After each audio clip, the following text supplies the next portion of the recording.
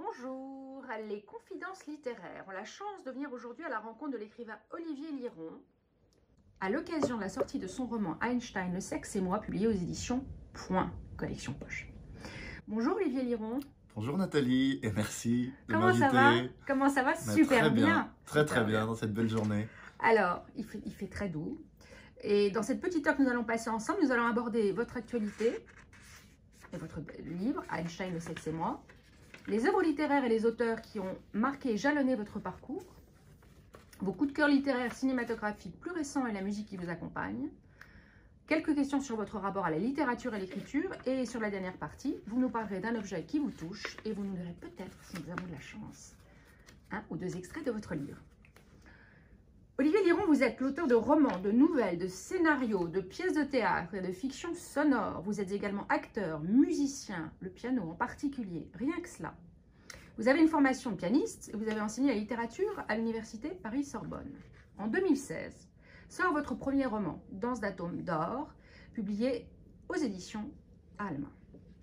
Einstein, le sexe et moi, publié en 2018 chez Alma Éditeur, est lauréat du Grand Prix des blogueurs littéraires 2018 et finaliste la même année du prix Femina et du Grand Prix des lectrices de Elle. Nous sommes ici pour parler d'Einstein, le sexe et moi, qui vient de sortir en collection Point. Pour mémoire, en 2012, vous remportez à 8 reprises l'émission télévisée Question pour un champion, expérience dont vous vous inspirez pour écrire ce roman. Votre livre s'ouvre donc sur le plateau de France 3 de Question pour un super champion. Vous les expliquerez la différence après, pour ceux qui ne connaissent pas. Fort occupé à gagner à tout prix. À chaque question posée, la machine à souvenirs se met en place. À la faveur de chaque question se réveillent et nous sont révélés avec tout à la fois délicatesse, rage, colère, humour, beaucoup d'humour, émotion des souvenirs et votre vie. C'est l'occasion pour vous de nous parler de votre enfance et notamment de l'école pour un enfant complexe, brillant, de vos origines espagnoles, de votre famille et notamment de votre merveilleuse grand-mère Josefa, de vos premières amours difficiles. À 22 ans, vous apprenez que cette inadaptation à la vie dans votre jeunesse porte un nom et l'on vous diagnostique autiste Asperger. Votre différence, ces décalages, les coups des autres, la haine accumulée, vos fiascos sexuels et sentimentaux, tout est dit sans jamais être dans le pathos. Vous nous offrez une confession bouleversante, tant parce que vous nous délivrez que par la délicatesse, la poésie infinie, l'humour fou et la tendresse de votre propos. Je suis sortie, je dois vous le dire, bouleversée par votre livre et me suis sentie sacrément chanceuse de vous rencontrer aujourd'hui. Cher Olivier, pouvez-vous nous parler de votre livre? Et peut-être ma première question sera le titre. Pourquoi Einstein, le sexe et moi? C'est à vous, Olivier. Alors Einstein, le sexe et moi, le titre est né de l'envie de mettre en parallèle deux choses. À la fois un jeune homme qui est extrêmement... qui est capable d'apprendre énormément de choses, et qui est extrêmement performant intellectuellement, qui a été aussi finalement éduqué pour être une sorte de petit génie, un Einstein. Et puis de l'autre côté, le sexe et moi, c'est toute la vraie vie, toute la sphère intime, tout ce qui est beaucoup plus personnel. Et autant dans la vie et sur le plateau de Question pour un champion, ce personnage va être extrêmement à l'aise, autant dans l'intimité et dans la vie de tous les jours, ce jeune homme va être extrêmement, va avoir énormément de difficultés. Et donc, et puis et moi, dans tout ça, c'est aussi le narrateur, c'est aussi la façon que j'ai de le raconter avec cette distance. Et vous avez parlé d'humour et de poésie. Essayer de mettre, effectivement, quand on raconte sa propre histoire, quand on raconte son vécu et des choses qui sont parfois douloureuses, comment trouver la juste distance pour en parler. Et moi, je crois qu'effectivement, je me suis reposé sur deux choses. La première, c'est effectivement l'écriture, la poésie, c'est-à-dire la façon de raconter et donc aussi de transformer les souvenirs par l'écriture. Et la deuxième stratégie, c'était l'humour qui permettait de ne pas tomber dans le pathos et d'être effectivement dans une distance qui permet aussi de partager ensuite l'histoire avec le lecteur.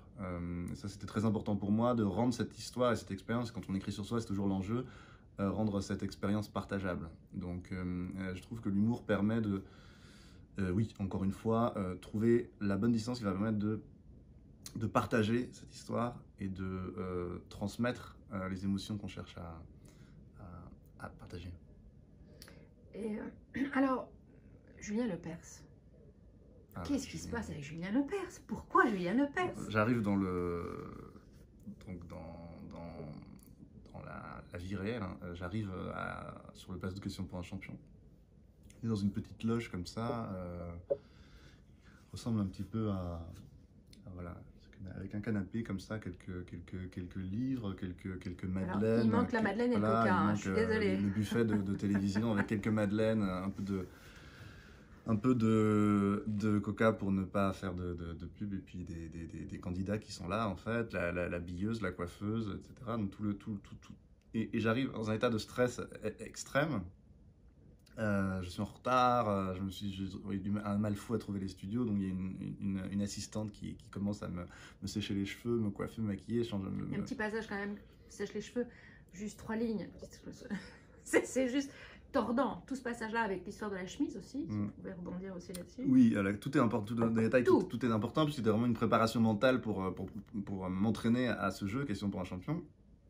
Et puis, il y avait effectivement cet espace-là et ce monde de la télévision qui est finalement, dont on ne connaît jamais les coulisses, enfin pour la plupart des gens, dont moi, on voit effectivement l'image télévisuelle qui est souvent très lisse, qui est souvent très aseptisée, et puis là on arrive dans les coulisses de questions pour un champion avec vraiment une pagaille absolument incroyable.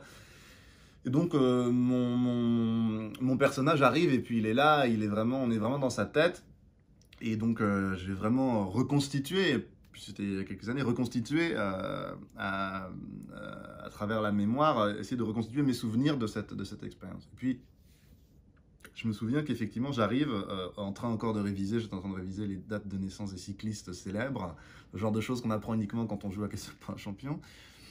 Et à ce moment-là, je vois Julien Lepers qui débarque de nulle part, je ne l'avais pas vu arriver, et il me dit « Mais qu'est-ce que tu fais ?» Il vient « Qu'est-ce que tu fais ?» Je révise. Donc c'est une des premières scènes du livre, puisque le livre se passe vraiment, on est vraiment en immersion dans le jeu, on ne quitte pas le plateau, le candidat est vraiment, l'histoire commence au moment où il arrive dans ce studio de télévision, et puis continue jusqu'à la fin de l'émission, sans trop dévoiler. Et on a des flashs qui sont des souvenirs, mais le personnage, dans le présent, il est vraiment bloqué derrière son pupitre, son buzzer, pour essayer de jouer à Question pour un champion. Donc il y a quelque chose de très théâtral là-dedans, j'aimais bien dans l'histoire, ce personnage qui est seul avec ses démons, qui doit affronter ce défi qui s'est fixé. Et puis Julien Lepers, donc, qui arrive, qui est une sorte de personnage culte de la culture populaire, quoi. Qui est une sorte d'animateur survolté, aussi de sphinx qui pose des questions. Il a un aspect presque mythologique pour moi, et dont j'essaie de reconstituer la façon dont il parle, qui est très chantante, qui est très musicale. Les dialogues, j'ai essayé d'apporter beaucoup d'attention au rythme des dialogues, effectivement, parce qu'il y a une musique très forte dans les questions, quand ils disent allez Jean-Michel, vous venez de Villefranche, vous avez déménagé, vous avez un enfant, non, une fille, 6 mois, Marie-Thérèse, etc. Donc ça va très vite. Il y a une sorte presque de poésie comme ça, des répliques qui vont très vite, un côté un petit peu loufoque, un petit peu à la Prévert comme ça, que j'aimais beaucoup. Et donc Julien Lepers a ce rôle-là à la fois de l'animateur qui va évidemment accompagner les candidats, poser les questions, etc. Donc il a un rôle très important dans l'histoire. Et puis il a aussi cet aspect que je trouve un petit peu poétique, un peu mélancolique de ce personnage, puisque lui, c'est un personnage de roman à lui tout seul. Et effectivement, il a quelque chose que j'aime, une forme de mélancolie, des personnages, des personnes un peu célèbres, c'est-à-dire c'est un peu cette mélancolie de ces gens qui auraient voulu être chanteurs, qui auraient voulu être musiciens, qui se retrouvent à faire de la télévision, donc je retrace un petit peu sa carrière aussi. Finalement, j'essaie de saisir la mélancolie et le brin de folie, mais avec beaucoup je crois, de bienveillance. Je n'écris pas, c'est pas du tout mon livre une satire de l'univers des jeux télé, pas du tout. Je pense que c'est quelque chose qui aurait été assez facile à faire, de partir d'un point de vue d'écrivain, d'intellectuel, puisque moi j'ai passé l'agrégation, j'ai fait des études de lettres, donc fait Question pour un champion, il y a une sorte de décalage par rapport à mon univers de référence. Et du coup, je voulais surtout pas avoir l'impression de me moquer, de faire une satire ou d'avoir un regard un peu surplombant par rapport à ce jeu. Je voulais vraiment me mettre à la place voilà, vraiment revivre cette expérience et me mettre à la place du lecteur en essayant vraiment de le mettre dans cette position de participer lui aussi. Donc le lecteur, normalement, participe lui aussi au jeu et vraiment, une forme d'hommage aussi à ce jeu et de plonger vraiment dans cette expérience de façon très, très horizontale. On est vraiment dans la tête du candidat qui cherche vraiment à jouer, à répondre aux questions. Parfois, il y a d'autres choses qui lui traversent la tête, mais on est vraiment sur le plateau de questions pour un champion. Mais vous dites d'ailleurs à un moment donné dans votre livre qu'il a changé la vie de millions de personnes avec beaucoup de sincérité et de respect. Donc alors moi, si j'ai gagné donc plusieurs fois à ce jeu, j'ai gagné 5 fois à Question pour un champion et j'ai gagné 5 fois à Question pour un super champion.